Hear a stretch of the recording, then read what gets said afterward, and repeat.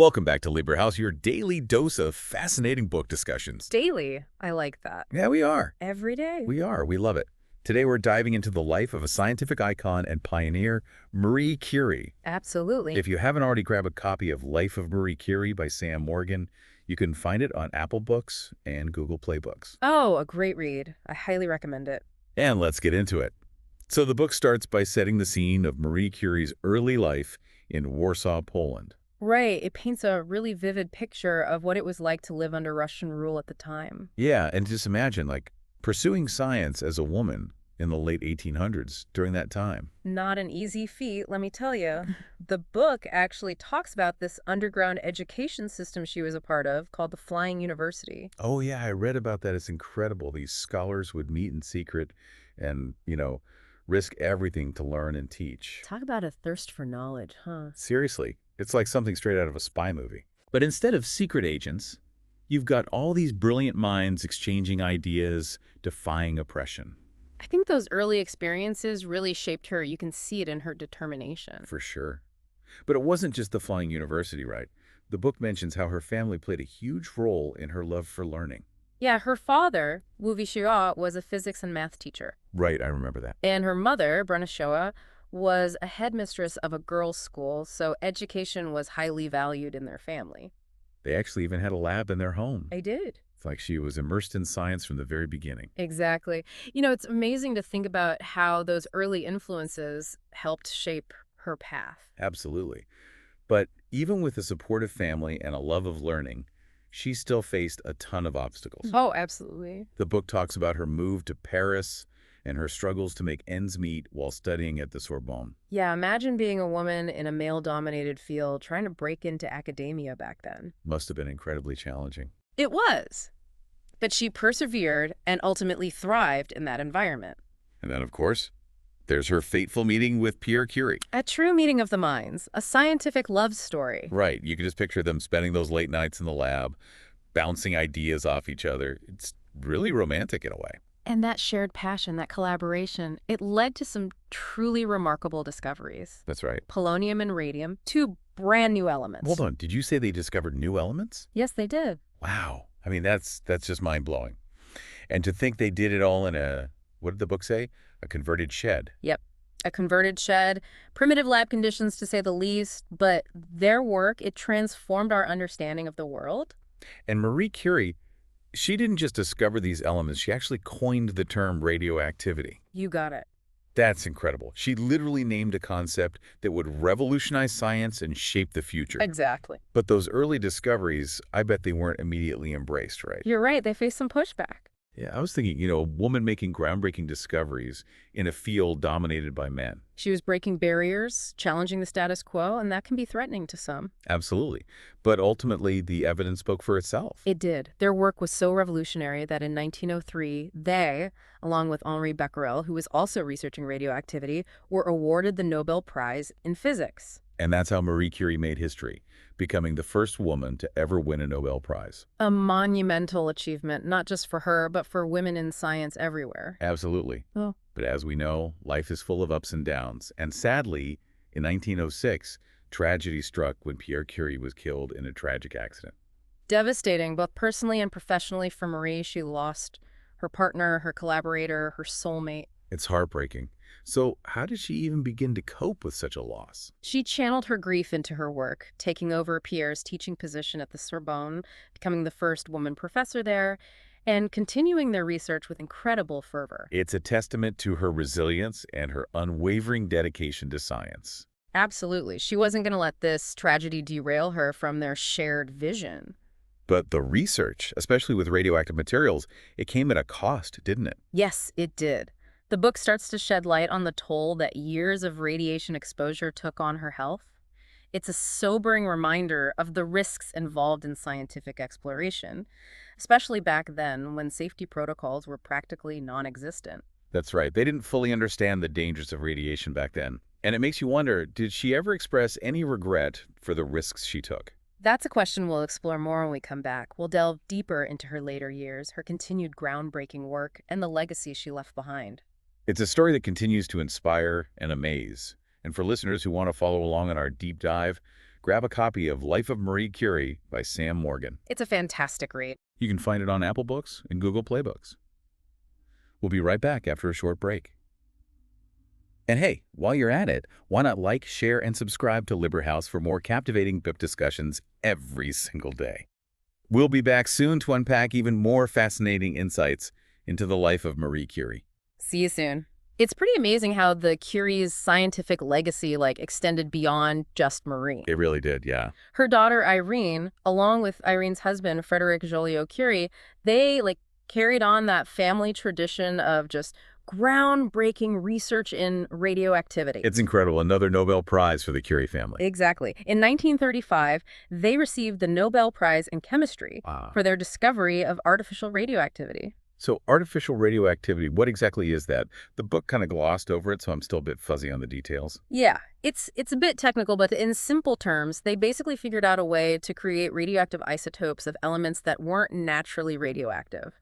So imagine taking a stable, totally harmless element and transforming it into one that emits radiation. Whoa, that's pretty groundbreaking. What are the implications of that? Well, for one, it revolutionized medical treatments. Today, we use artificially created radioactive isotopes in all sorts of things. From cancer treatment to medical imaging, they're used to diagnose and treat a wide range of diseases. So the Curie family's research directly led to advancements that are saving lives today. It's incredible their impact is still felt. Absolutely. But it goes beyond just medical applications. Artificial radioactivity is also used in archaeology, agriculture, and even industrial processes. Wow. It really underscores the interconnectedness of scientific disciplines. Like, one discovery can have ripple effects across so many fields. Yeah, it's like a chain reaction of knowledge. But getting back to the Curie family, the book also highlights this interesting contrast between Marie Curie's daughters. Irene obviously followed in her mother's footsteps, focused on scientific research, but her sister, Eve, took a completely different path. Right, she became a writer and a journalist. They both contributed to the world in their own unique way. Exactly. Eve dedicated herself to humanitarian causes and played a crucial role in preserving her mother's legacy through her writing. She even wrote the biography Madame Curie, which became an international bestseller. It's amazing how they each used their own talents to make a difference. Speaks to the power of individual passions and, finding your own way to make an impact. Totally. And speaking of impact, we should circle back to Marie Curie and the global recognition she received during her lifetime. Awards, accolades, honorary degrees from universities around the world, even membership in prestigious scientific organizations. The book mentions it all. She was a true trailblazer. She became a global icon. Absolutely. And it wasn't just because of her scientific achievements, but also because of her unwavering dedication to her work, her relentless pursuit of knowledge. A true inspiration, especially for women in science. Couldn't agree more. She really helped pave the way for future generations of women in STEM fields.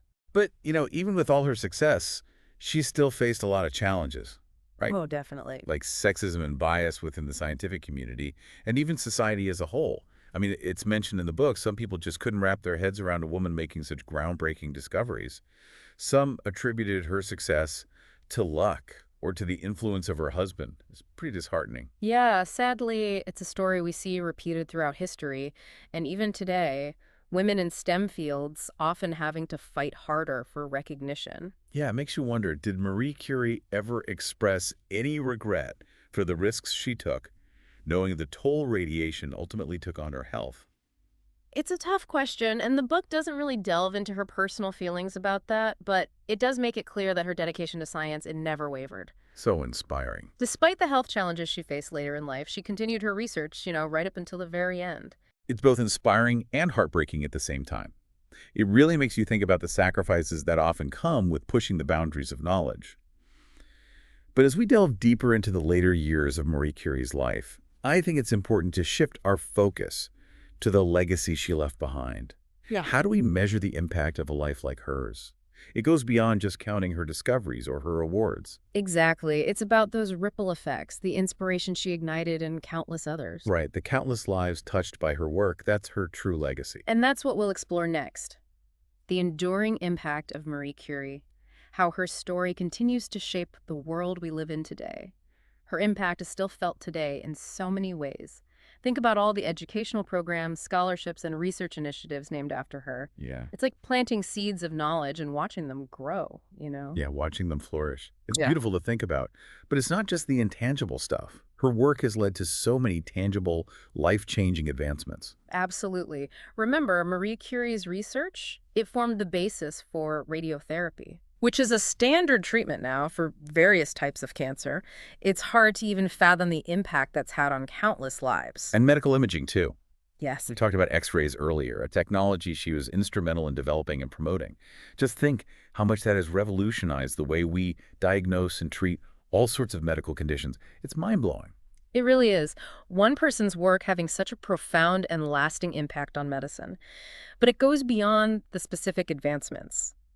Marie Curie's story, it's a powerful reminder that one person can truly make a difference. Her dedication, her pursuit of knowledge, her commitment to using science to better humanity, just so inspiring. She showed us that even amidst the challenges of life, one person's vision, one person's perseverance can change the world. Think back to her work during World War I, Right. setting up those mobile X-ray units on the battlefield to help soldiers. A remarkable example of her putting scientific knowledge into action to help those in need. She didn't just discover things, she actively sought out ways to use her discoveries to alleviate suffering. It really speaks volumes about her character. As we wrap up our deep dive into Marie Curie's extraordinary life, I keep thinking about how different the world might be today if she had never pursued science. It's hard to even imagine. Her story reminds us that scientific discovery isn't just about facts and figures. It's about the human spirit, the drive to explore the unknown. It's about that belief in the power of knowledge to make a real difference in the world. And even though her groundbreaking work on radioactivity paved the way for so many advancements, perhaps her greatest legacy is the inspiration she continues to give us all. She showed us that even when facing incredible obstacles, the human spirit can achieve amazing things. So to our listeners out there, let Marie Curie's story inspire you. Embrace your curiosity, never stop asking questions, and remember that even the smallest discoveries can have an enormous impact on the world. And if you're looking for an inspiring read, I highly recommend picking up Life of Marie Curie by Sam Morgan. A fantastic book. You can find it on Apple Books and Google Play Books. Thank you all for joining us for this incredible journey into the life of Marie Curie. Keep exploring, keep learning, and keep those book discussions going. Until next time.